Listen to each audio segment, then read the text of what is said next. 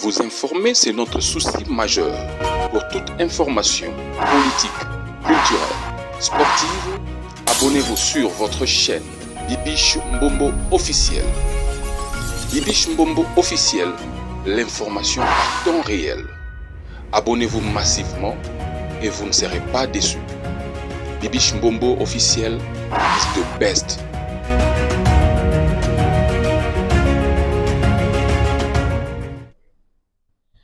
Est-ce que ça va chez vous, les abonnés de Bibiche Mbombo officiel? Partagez massivement nos vidéos, aimez, commentez, sans oublier la cloche de notification. Merci en tout cas. Marambo Ezali, en tout cas, je vais mettre le son de cette vidéo que vous voyez. À partir des Bukavu, il y a des gens, il y a un témoignage, il y a arrivé. Il y a Joseph Kabila na Goma et Bukavu. Alors, bailli politique, trop politique. En tout cas, je vais mettre le son de cette vidéo. Vous allez suivre jusqu'à la fin, Bandego. M'envoyer somo. Non, tu l'as bino. Ma vidéo. Alors, il y a deux vidéos. L'autre vidéo que vous voyez, Ezali intervention et en Fumototo, on a craché sur la RTNC pour un retour. Il y a Joseph Kabila à l'est. Batumi ba komeninga balobi mama Bibiche Kabila zonga kaka po mambango et si la Congo est bon, il y a beaucoup de gens ba sepeli batumsu ba sepeli te. Alors, tika point de vue na yo na espace commentaire eza bino, mais avant tika point de vue na yo landa na vidéo tina suka. So landi vidéo tina suka et puis au tiki point de vue na yo et kozala malamu mingi pona biso nyonso. Ok? Merci en tout cas les abonnés fidèles. Merci botika ba like na bino, bo partager massivement ma vidéo na biso et ko pesa biso pe makasi ya ko sa la bino musala ya ko lukela bino ba différentes vidéos parce que ma vidéo auto ya la rabino ezaka ba vidéo ezaka déjà na ba réseaux sociaux. Alors toi kana tozo kango muke to sangisi pour tozwa idée générale ya makambo o tozo lobela. Espace commentaire eza pour nabino s'il vous plaît, kofingate pesa commentaire na yo, pesa point de vue na yo et kozala malamu mingi. Biso nyonso to ba patriote, nous avons besoin de la paix. C'est pas tout le monde de kozala avi moko. Mutu na mutu azana avi na ye, azana point de vue na ye. À cause du côté oyalingi quoi. Alors merci beaucoup pour ceux-là qui sont qui sont fidèles sur cette chaîne. En tout cas, merci énormément. Continuez de vous abonner. Installez-vous déjà dans le mood de l'émission comme on a toujours l'habitude de le faire. Alors, prenons d'abord la première vidéo et on se retrouve tout juste après. Let's go. Tozo na mokuse Joseph Kabila makambo alinga sala ezaka makambo sala mboko soki tukukeba te Alliance des forces démocratiques pour la libération du Congo bayaki na nguna Congo mais loko moko baboya ko batela la sûreté du Congo preuve dako bakoti James Kabarebe oya tana ba punition lelo na mkongo na ye aza sujet nini Rwandais. Et bongo, tango Joseph a koti awa. James Kabere Bazanan. Chef d'état-major, il y a armée à Congo. Secret ni netikalaki. Ok. Tukangi na no likambo wana.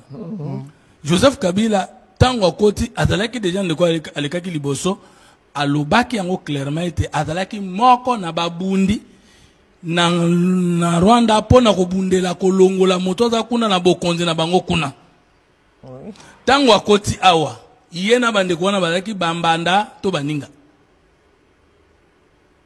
comment okoki ko bunda parce que rébellion avant to signer ba accord à mineno ya Union africaine et consort mikolo yo jamais n'état membre d'une structure internationale à cause soutenir rébellion te mais tango wona ezalaki ke un pays akoki ko kotela mwana mboka oyo azobundisa bokonzi pa na bango mais tango akoteli eza accord ke soki bakomi na mboka na bango bafuti yo ndenge osungaki bango bango bakambi mboka na bango eloko nini esalaki ke Joseph Kabila na tata na ye bakota na bapaya bazwa bango bapesa bango secret d'état et secret d'état yango nini eza armée or na mboka ndeza boye soka armée na bino eza infiltré sécurité na bino eza infiltré police na bino eza infiltré souveraineté quoi parce que domaine ya liboso ya souveraineté eza ka reconnaissance internationale na armée soki yango eza te mibale ata boza na mbongo ndenge nini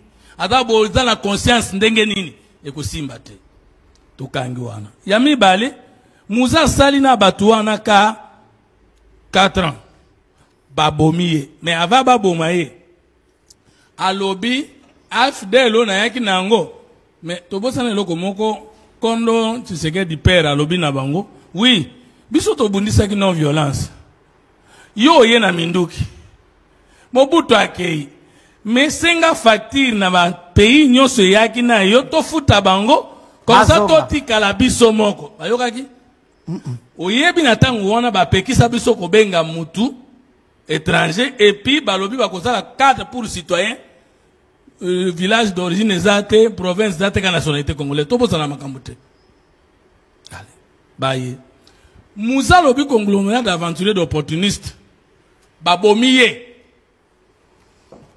mais tango babomiye moto akitani muze eza Joseph Kabila mais ye muze babomela ki na 4 ans mais il y a ça qui 18 ans babomeli te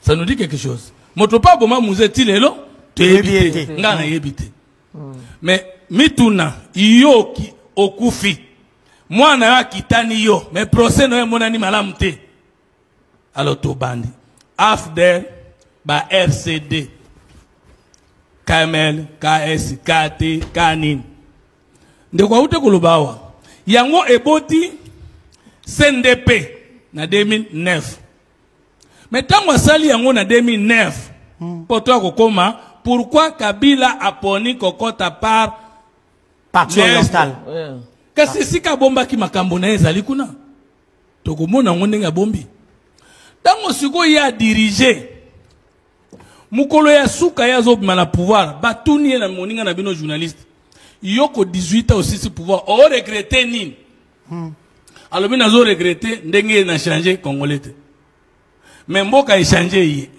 et puis si mbongo ya zaki na ngote et puis si le coup o zaki na ngote et puis si reconnaissance o zaki na ngote mais il a changé congolais te pour nani na boye ko changer congolais zo accord signé avec le CNDP nkunda za citoyen nationalité ni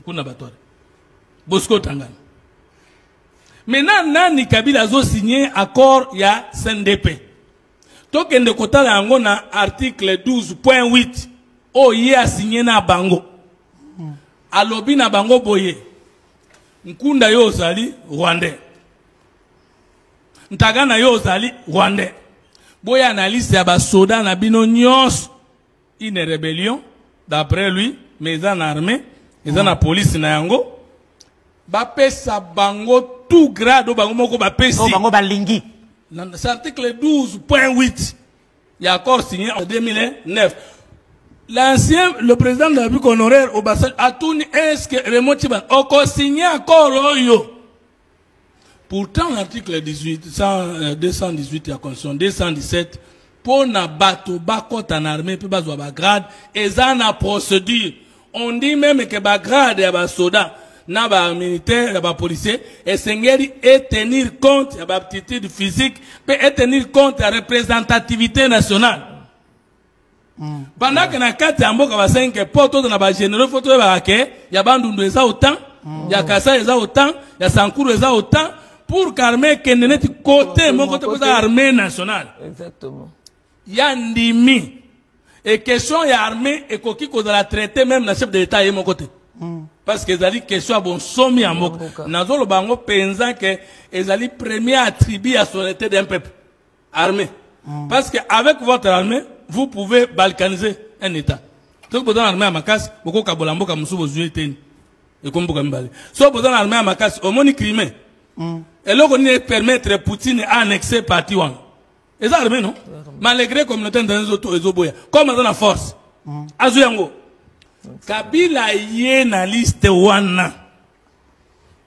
Atali, qui donne le grade, Kanissa Moutou, pour comme général, dans une armée normale, moins de 5 ans d'études, et ça facilité, moins de 5 ans d'expérience. Donc, depuis Moukolo Bandi recrue, si yo comme soldat et général, pété à Souka, ton lieutenant général, au coquille jamais qu'on a moins de 10 ans.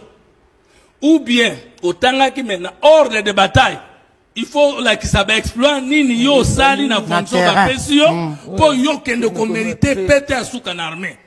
Mais Moukolo wana CNDP aye na liste. Pe aponi ba pété. C'est-à-dire Yves Abdallah, lieutenant général, Kabila ko kakolate a kolongolate. Vous prenez seulement cet aspect. Kabila n'était pas tout en état président depuis qu'en train de préparer quelque chose après lui. Je dis qu'aspect il y a un soda. Comment vendre une armée nabiso et comme vertiste mais il y a article qui lancé recensement. Très bien, Makambwe baby. Monsieur Kabila à Goma. Oui, Papa Eva, tu confirmes? Oui, je confirme que Kabila est arrivé à Goma la nuit. Et ce matin, il est rentré. Oui.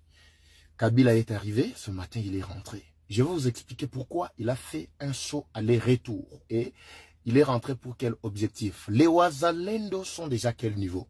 Je vais vous en parler ici. Au nord Kivu, ils sont déjà à 33 km. Au sud Kivu, ils sont à 20 km. Au nord Kivu, baza déjà na Mouchaki. Na sud Kivu, baza déjà na Modaku. Auto Zolo Bezako Yinda na Moyi Ao. Nini Kimisi Kabila na Goma. Et pourquoi Kabila est venu sans tambour battant alors qu'il avait déjà tweeté, il s'est prononcé que Azo Zonga na Mboka na et Akimi le Susuponani. Bandeko, nous devons retenir ceci. Mais Yambo, to continuer dans Zo Sengabino. Vous savez, quand je vous demande de partager la vidéo, c'est pour permettre aux autres Congolais, peut-être qu'ils me posent des questions directement et indirectement. Papa Eva, la situation de l'Est, c'est quoi? Alors si tout le monde pouvait partager, comme on est en train de faire, toi tu partages, tel partage, déjà 10 000 personnes qui partagent, on aura au moins 100 000, 200 000, 1 million de personnes, tous les Congolais désireux. Il y a un changement, bango tout, bako partager déjà pour que baye ba ce qui se passe. Baye ba bainemi banani. Kabila, Azako Salanini, Tshisekedi, qu'est-ce qu'il est en train de faire? Parce que Tshisekedi côté naïe, en tout cas, Kouchiapon Zamba Pambolaye, parce que ba plagnon sur Kabila, et Zanakati, ya Kotombe. Kabila a commis Nagoma Lobi Nabutu. Mes sources me renseignent. Accompagné de Mouyej, accompagné de Janine Mabunda, Ntambwe Mwamba, et une délégation, il y a ba français, envoyé par Emmanuel Macron. J'encourage la campagne qui est en cours. La RDC doit obligatoirement quitter la francophonie. C'est la seule cartouche oétique à l'UEPSAK France pour Nakati à Congo. Je vais développer, ne vous en faites pas. Comment expliquer que Nakati, il y a délégation à Batouana, Tozomona, Kabila, Tozomona, et délégation plutôt, il y a France, Nakatiwana, Naba Polonais Moussous, Nakatiwana. Comment expliquer que Batouana bazon accompagné Kabila? Avant Kabila Kota, à Kweli d'abord, na Kenya, na Nairobi, à Kei Kampala, wana na Kampala na bisibino ke azongi kozonga na kwa bisibino na tina na zongeli. Ayeko atterrir na Rwanda. Objectif c'est quoi? Entrer par Gisenyi nenga Koti. Parce que côté kuna eza bango na bango. Mais babosani, na kati ya délégation na bango, onyoso bo batambola na bananga, na bakabila tout ça, mes sources sont là. Batunanga bazali ko communiquer tout ce qui se passe à chaque instant. Ça je vous assure bandeko.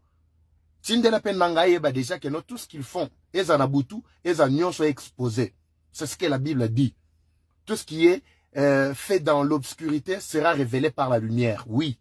Biso lumière tokotia nyonso a polele batu bayoka nini we ezali vraiment soni ya solo. Kabila Koti. Kokota Nembala Moko, les Waza étaient déjà informés. Quand je parle de Waza, c'est tout patriote et pris na Bolingombo Kanaye.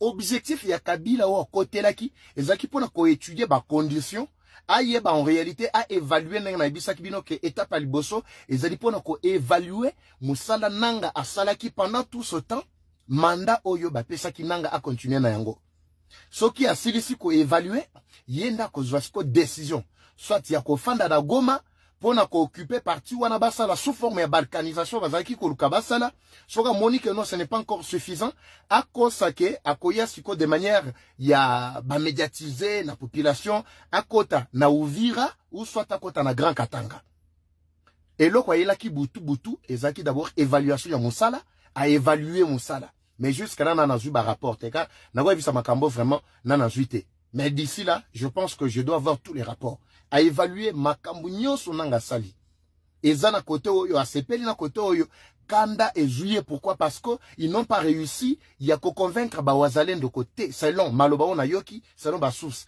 Kabila silike sur le fait que non nanga na misala na batu na bango ils n'ont pas réussi à convaincre ba wazalendo pourtant atinda kambongo na bisa bino na émission moko atinda kambongo ebele na nzela ya Olive Lembe ayela ki na nzela Bukavu. Vous vous souvenez, Olive Lembe azali dans Bukavu. J'étais le seul y a conformé bino, boye y a Olive Lembe et puis na musala yelaki. Ayaki na bambongo ebele ba million. Muto azalaki ko gérer ezali Maroy. Maroy azali oyo archevêque, soki évêque archevêque oyo ya Nord Kivu plutôt à Sud Kivu na Bukavu. Yende muto azalaki au centre ya gestion ya ba million nyonso wana. Objectif ezalaki ni ya convaincre ba wazalendo ba fongola nzela. Pourvu que Kabila a accès facile banda nord Kivu sud Kivu Uvira mbalamoko akitati na Tanganyika bakutana na ba oyo rebellion azana katsa kobungisa na Grand Katanga na nzela John Numbi parce que na délégation obayi John Numbi a été John Numbi azana Mozambique autozolo ba azoluka akende nzela ya Kenya Nairobi Kampala à Kota Rwanda et puis aille directement. Mais comme Kabila devrait déjà rentrer, pour ba Kota réunion na bango na bisak bino bazo Kota réunion les lois, ba après midi bazo Kota réunion na Kampala. C'est tout ce qu'il est allé faire à Bimi le sous na Goma, kobimane à Bimi awa na Tongo à vers 10 heures. Donc moi n'a pas Sabino directement zala quitté parce que j'étais tellement loin, yango bomoni bozo zoa flash o avec beaucoup de retard bande ko balandi. Mais ce que nous devons faire, biso à Congo les amis, wana eza carte na bango toteki. Mais ce que nous devons faire, c'est quoi? Avant d'abord qu'on félicite Bawaza, Baoba, na kacha kosala ba explore, na kacha nord, sud, Kivu, na kote nyonso Uvira, partout là-bas, ya kotumba, babundi na kotumba na ndenge nyonso, ya kotumba boyi ko cédé. A boyi ko cédé na ba intimidation na bango, na ba corruption na bango, coup de chapeau, ndeko ya kotumba. Général Mandez-vous, coup de chapeau. Ba nyonso o bazana front kuna, ils se sont décidés. C'est ainsi que lelo a ba fongoli les sous fort moto ya makasi. Pourquoi? Parce que balingaki ba kitisa nanga ayoki ba reproche Kabila sali alingaki kitisa les sous ba militaire ba percer ba kita rapidement pour ba fongola mur oyo ya nzela Uvira. Mais ils ont raté. Ba batisi bango mbangu ya kosakanate na mudaku plutôt place to Zoami ezali na 20 km la ville Yabukavu. Les Ouazas sont en train d'avancer très rapidement vers ville Yabukavu. Selon ma source Nangaï, les Ouazalens sont plus que déterminés. Yakokanga Kabila na maboko boye. Kolia yepena, basele pena munde le musuni na ye. C'est tout ce que eux disent. Yango bongona ki mukolo mwa lobi, basala ki marche ya makasi. Basako yebisa ba Rwandais. Bandeko balandi, c'est pas grave, hein. Awa soto koti boye. On n'a pas besoin du cadre, mais on a besoin de communiquer ce qui se passe. Et vous aussi, partout où vous êtes, ne cessez pas vraiment de nous alerter sur la situation nyonso. Nazana ba alerte belé nyonso na landeli. Nde makambo tozo yebisa ba ike, ba peut-être bazana ba difficulté ya koyeba makambo biso tozo yeba facilement. Nde komoko zotu na ngabi mais yoko sarabiso makambo ngo zoya rango wapi. Imaginez belé abatu. Nous avons des sources partout. Et plus tozana audience, plus tozana ba source. Plus ezape na bato bazo salibiso confiance bao bazana kati ya M23 AFC bakoti justement pour nous tekela biso ba information. Eza ba source oui.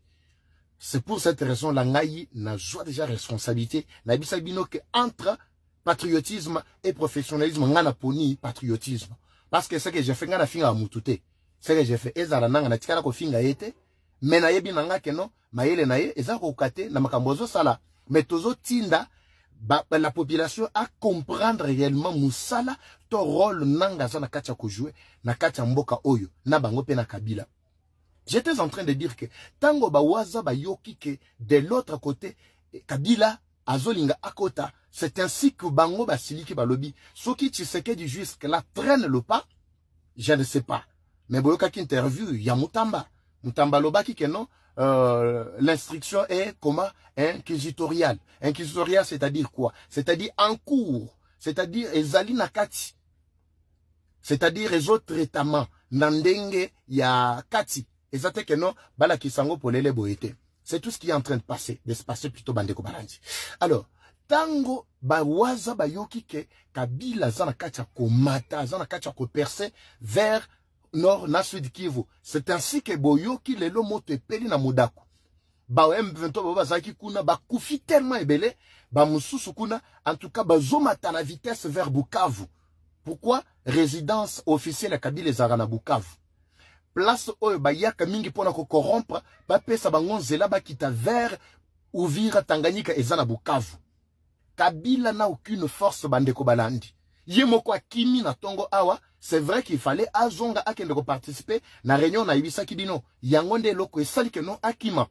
Il peut faire des navettes de temps à autre, mais en ce moment bela, la réunion doit réunir. Bah John Numbi, je ne sais pas s'il aura le temps de participer parce que jusqu'à ce matin, selon mes câbles azakina na Mozambique, bazala ko bundape akoma place wana. Kuna Kabila yemo konde akozala la kacha réunion. Janine Mabunda Ntambwe Mwamba Mouyeji oya zalaki anso zalaka ancien président ya Lualaba na Kolwezi akozala wana na tata oyo nani oyo kombe kimi kozongela ngai parmi délégation Kabila tambola na bango tongo midi pokwa nde bao basawana côté bao bazaki na kati ya Goma nanga Bisimwa Makenga bango nyoso balobi te biso tout okende kaka eza makambo te ke no biso to tikala te bako kende na bité so déjà basana baja nzela au soi-disant gouverneur bango o ba nommé yako participer yako tikala kakawana. Alors la deuxième des choses bandeko balandi, je voulais alerter pour na kopé ça peut moi plus lobby na bisaki bino bisika bazalaki ko batama en dehors ya ba libanais ba pakistanais ça est là. Jacques Mel Chabani oza déjà na Grand Katanga na habité so ozapi so na Kolwezi so na Lubumbashi so ki wapi na habité Grand Katanga Mobimba. Bon contrôler système nyonso ya fluidité na kati ya hypnose. Hypnose toza na Lubumbashi. Nde mall to ko benga ngo hôtel to mall ya munene po ezana biloko eteka makakuna commerce sale maka ezana ba hôtel ba chambre ezali ezana biloko ebele. C'est là qu'on a hébergé ebele ya ba M23 en cravate. Ils sont là ebele bazawana. Au moment où nous parlons Pakistanais na ba Libanais bangonde bazali ko batela plutôt ko bomba ba biloko nyonso munitions o ekotaki na ndenge ya fraude. Soki boyebi place ba Libanais nyonso bazali ko travailler, n'hésitez pas de faire contrôle ya makasi. Mais makamusu na bisakyo na rekomelo na privé wana ezo senga vraiment olandelango na ndenge ya discrétion ya makasi. Pour nous sauver mboka. Coup de chapeau na Tshisekedi. Tshisekedi joue un rôle très très important. Tshisekedi n'a pas le bamamignon 64 salate. Mais je vous assure ici, Tshisekedi, vous avez l'accompagnement, vous avez vraiment l'appui de toute la population. Il n'y a pas seulement 73 bao baponakio et aussi une bonne partie, na kati ya 27% batikana kiwana na kati ya distraction qui ont compris Makamboto te akabango tongo midi pourquoi qui ont déjà rejoint les 73%. Il y a ensemble il y a ba congolais nyonso baza simana yo po makambango na ko lo bango pe awate. J'ai vu des choses qui sont en train de faire bouger des grandes lignes au moment où nous parlons. Mutamba de même. Bato batuninga babi papa Eva. Mais Kabila il faut ka bakanga ye du coup.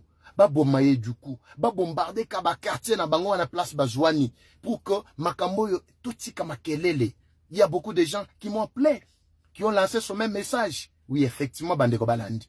Makamongo toko le bango awate. Il y a un abisbino que naye rapidement pour nous repérer ce bino cadre. Et puis koye bisabino que tu sais qu'il travaille sérieusement.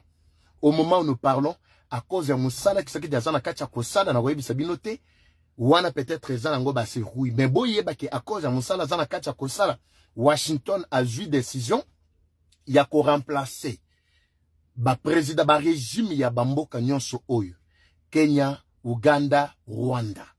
Ces 3 pays à Batuti Oyo, mais Oyo ezali kotia la région des Grands Lacs en insécurité makasi. Wana, les États-Unis, New York, bauti kozwa mukano wana, du coup, ebisa ki bango tout clairement, à cause ya musala Tshisekedi asana kacha kosala.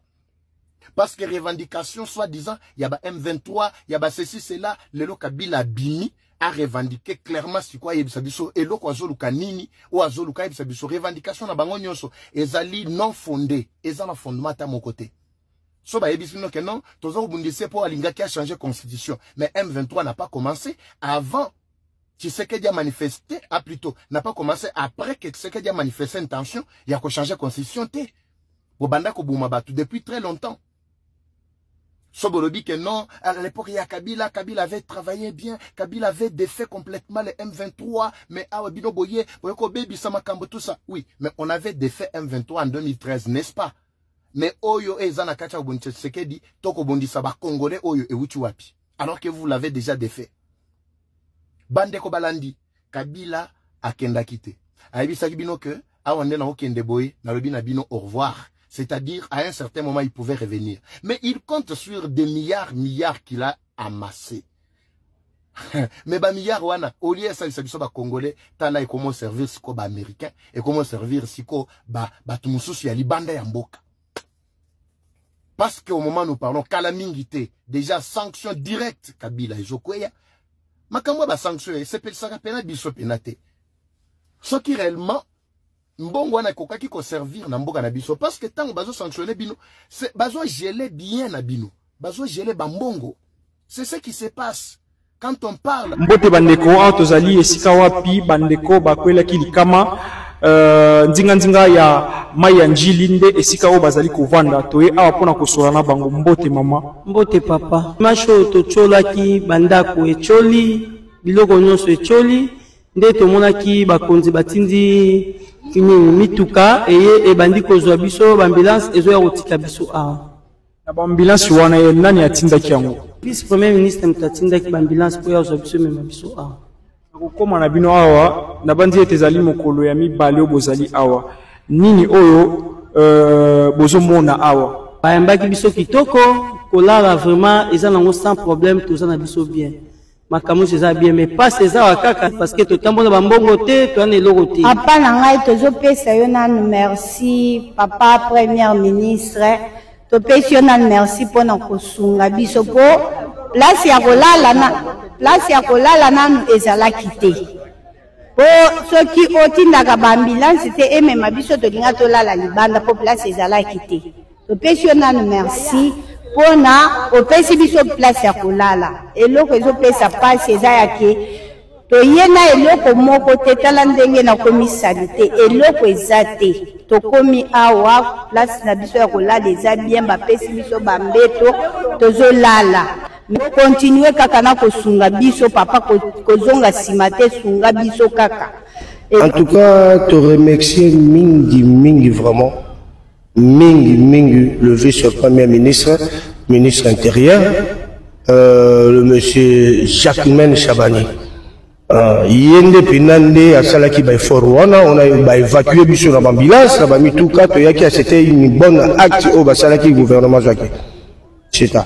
Pa Chabani na bandi etazolanda biso na ngonga oyo nino ko koloba na ye pamba te yene muto yaki na bino na esika oyo nino ko koloba na papa Chabani azolanda biso na ngonga oyo ce jour là ceux qui batali sur na presse ce jour ayaki atelemaki na lobaki pe ya lobaki boye baza la capacité à coller biso 2000 personnes awa donc acte ya lobaki makambo ya lobaki nde yango na tozali kozela donc merci vraiment la nuance de bokanisi la peuple na bino basumba biso balemba biso te so basumba biso te eza pasi espèce esengo parce que ndenge ayaki na debana mosalongo wana atindi bato bakoti parce que na profondeur amai ndenge ezalaki moyen moto abima ezalaki te bamaître nagere bakoti babimisi bato apres te ekomonana bakano mais sauf kaka biloko na biso en tout cas ebebi oza vraiment endommagé Mais au diable, c'est bon quand même. Mais les plus importants, nazo gete mingi de bloco nyonso ekei.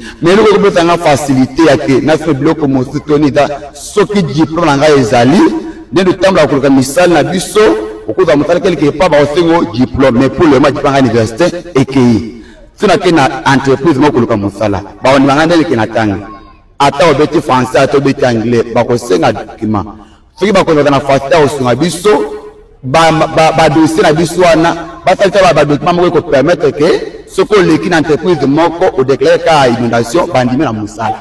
Donc to bandi ete bosi kolanda lo ngeni bandeko batatoli yango liboso bwangai to pelongo nangai pene nangai po akoloba ete makambo maso mukambi to pe papa Shabanasi ko sala ezali pena malamu kasi ba ko senga lisusu ete akoba ko sala yango ko leka pambate ezali pasi na o ekomini bango ko bungisa biloko ebele ko bungisa bana to pe ko bungisa biloko ya mutu ya balaki ko sunga bango matona babala libili e matoni pena ba ko tika mwana bopa ko tombolo basango eke de tango nyonso oli. Vous informer, c'est notre souci majeur. Pour toute information politique, culturelle, sportive, abonnez-vous sur votre chaîne Bibiche Mbombo officiel. Bibiche Mbombo officiel, l'information à temps réel. Abonnez-vous massivement et vous ne serez pas déçus. Bibiche Mbombo officiel is the best.